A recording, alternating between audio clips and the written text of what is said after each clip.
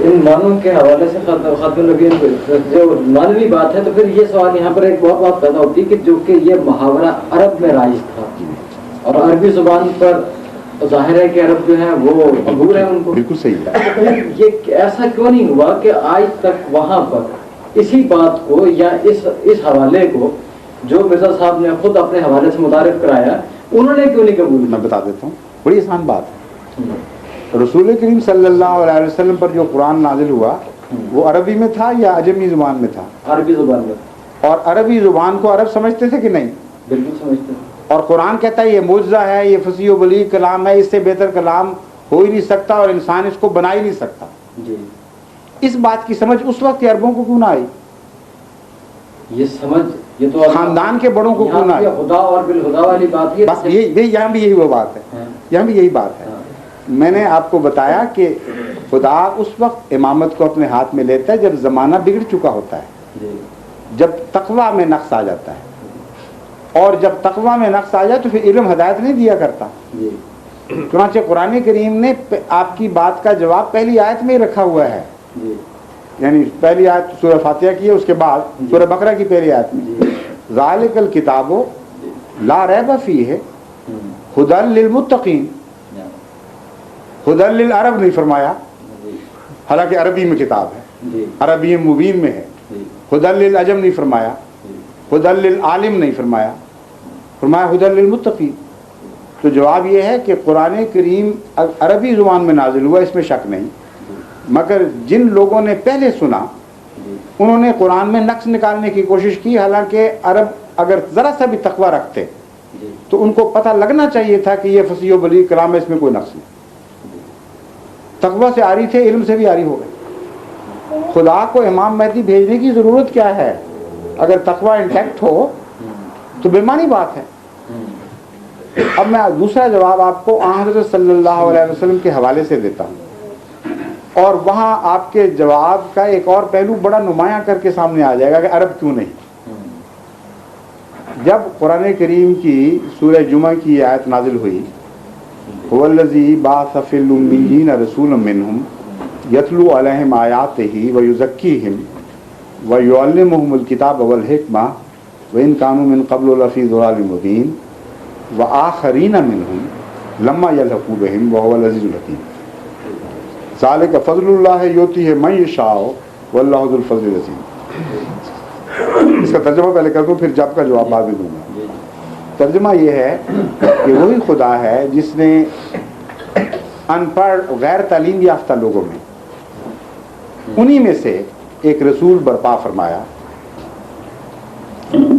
تشریف رکھیے جی. بعث فی الامیین رسولا منہم.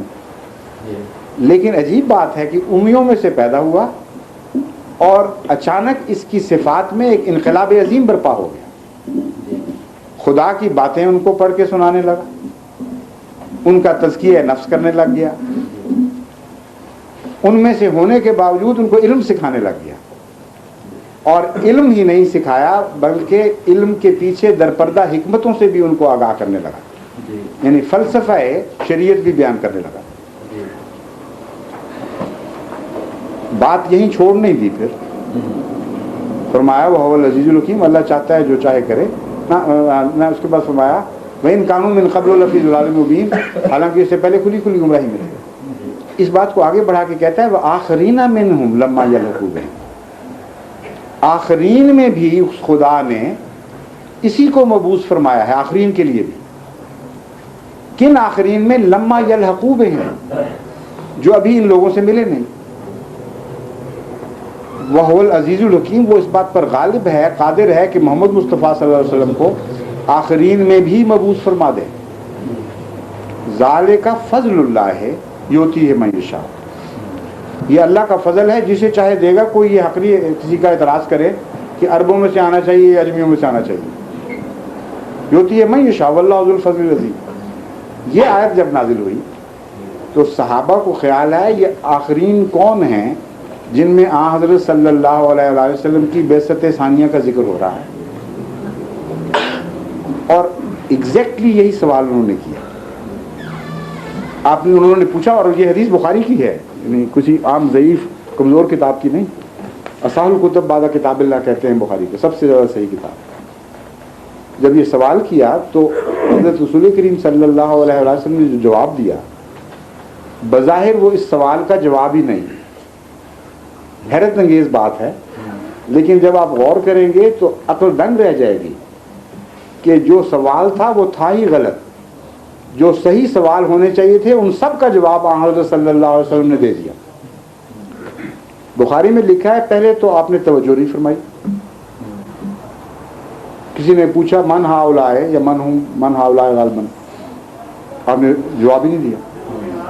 फिर पूछा या रसूलल्लाह मन कौन है वो, फिर जवाब नहीं दिया। फिर तीसरी मरतबा पूछा। अब ये जो अंदाज है ये उलमा जानते हैं कि खुदा से वही का इंतज़ार फरमाया करते थे आप, जब तक रोशनी खुदा वाज़े ना दे दे बात जवाब नहीं दिया करते। समझ गए, अंदाज बिल्कुल टिपिकल है। अब जो जवाब आएगा वो वही खफी कम से कम करार दें, अगर वही जली नहीं तो। और जवाब हैरत अंगेज है। जवाब ये है, लो कानल ईमानो इंद सुरैया लनालहु रजुलुम मिन हाउलाए। बाज़ रिवायात में है रिजालुम मिन हाउलाए, लेकिन बाज़ रिवायात में है रजुलुम मिन हाउलाए। और ये जवाब देते वक्त हज़रत सलमान फारसी के कंधे पर हाथ रखकर हाउलाए कहकर उनको मौजूद कर दिया। अब सवाल तो ये था कि वो कौन लोग होंगे जिनमें आपकी बेइज्जत सानिया का जिक्र है। आपने वो नहीं बताया, किन लोगों में से आपकी बेइज्जत सानिया होगी वो बयान कर दिया, क्योंकि पहला सवाल ही बेमानी था। हज़रत रसूल करीम सल्लल्लाहु अलैहि वसल्लम किसी खास कौम की तरफ तो आए नहीं कि दोबारा बेइज्जत हो तो किसी कौम की तरफ आए, बताएं कि मैं फलां कौम की तरफ आऊँगा। आप तो सब दुनिया की तरफ थे। अगर दोबारा आपका आना हो, खास तमसीली तौर पर भी होगा सब दुनिया की तरफ। ये सवाल था, जाहिर बात है। सवाल ये होना चाहिए था कि या रसूलल्लाह क्या आप बनफ्से नफीस दोबारा तशरीफ लाएंगे, या कोई और शख्स ज़िल्ली तौर पर आपके ग़ुलाम की शक्ल में ज़ाहिर होगा और इतना कामिल ग़ुलाम होगा कि गोया उसका आना आपका आना करार दिया गया। ये सवाल है, जायज़ सवाल है। दूसरा, अगर आप तशरीफ़ ले आए और कुरान मुकम्मल हो गया, दीन कामिल हो गया, तो ज़रूरत ही क्या किसी की आखरीन में आने की। तीसरा ये कि आखरीन कितनी देर बाद होंगे, जल्दी मिलने वाले हैं या बहुत देर के बाद आने वाले हैं, क्यों किसी को भिजवाने की ज़रूरत है और कब वो आएगा। और फिर आखिरी सवाल ये कि इस दफ़ा फिर अरबों में से ही आएगा या अजमियों में से आएगा। ये सारे वैलिड सवाल है ना।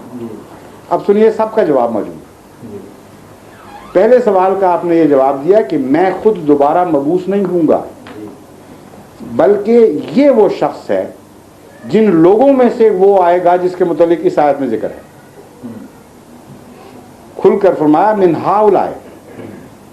क्यों आएगा? जब कुरान नाजिल हो गया फरमाया लो कानल ईमान इंद सुरैया। कुरान के होते हुए भी ईमान उठ सकता है और एक ऐसा जहालत का दौर आ सकता है गोया के ईमान मौजूद ही नहीं रहा बीच में। उसको लाने के लिए खुदा के भेजे हुए वजूद की जरूरत पड़ा करती है और अज खुद फिर ईमान नहीं उतरा करता।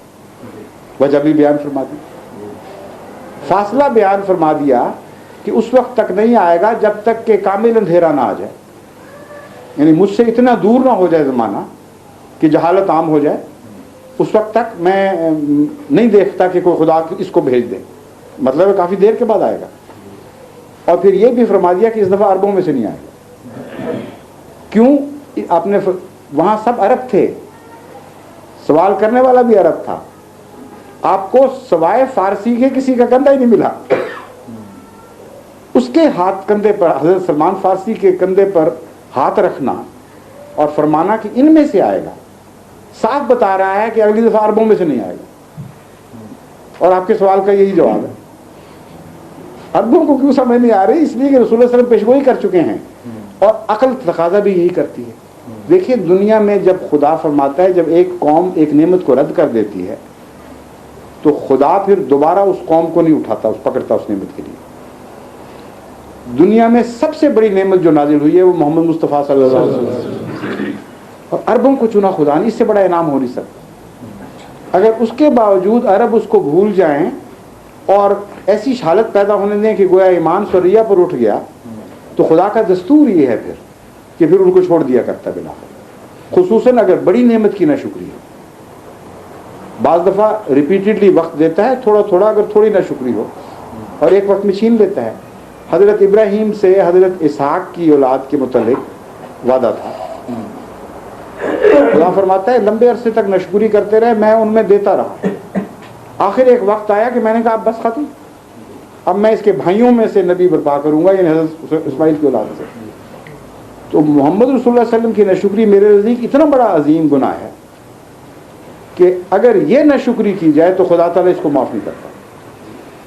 اس لیے حدیث میں جو یہ ذکر تھا کہ اجمیوں میں سے آئے گا، وہ یہی مراد تھی۔ اس کا مطلب ہے وہ تقویٰ سے عاری ہوں گے تو ایمان اٹھے گا، جب تقویٰ سے عاری ہوگا پھر ہدایت کا کیا سوال، پھر مانو کا کیا سوال۔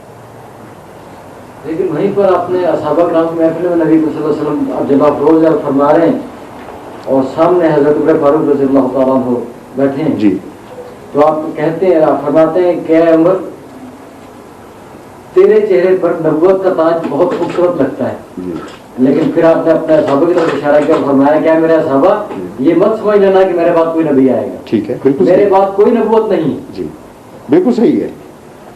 یہ الگ بحث اٹھے گی، پہلے یہ مسئلہ تو سمجھ لیا نا آپ نے اب تک جی کہ جو بھیجے گا خدا، جی اس کا جو بھی مقام ہوگا وہ عربوں میں سے نہیں ہوگا، دیر کے بعد آئے گا۔ نہیں، یہاں میرا خیال سے میں سوال سمجھا نہیں سکا، میرا کہنا نہیں، میں آپ کی بات سمجھ گیا ہوں، عربوں سے نہیں مراد، نہیں میں آپ کی بات نہیں میری بات سمجھ لیجئے۔ عربی سمجھنا کافی نہیں ہے قرآن سمجھنے کے لیے، تقویٰ ضروری ہے۔ ہدی للمتقین فرمایا ہے قرآن کریم نے، یہ جواب تھا میرا اصل۔ اور بعد میں نے بتایا کہ رسول کریم صلی اللہ علیہ وسلم نے بھی جو نقشہ کھینچا ہے وہ یہ کھینچا ہے کہ ایمان گویا سریہ پہ چلا گیا۔ جب ایمان ہی سریہ پہ چلا گیا تو ترجمے کون صحیح کرے گا؟ اس کے لیے تو تقویٰ چاہیے۔ یہ میں دلیل دے رہا تھا۔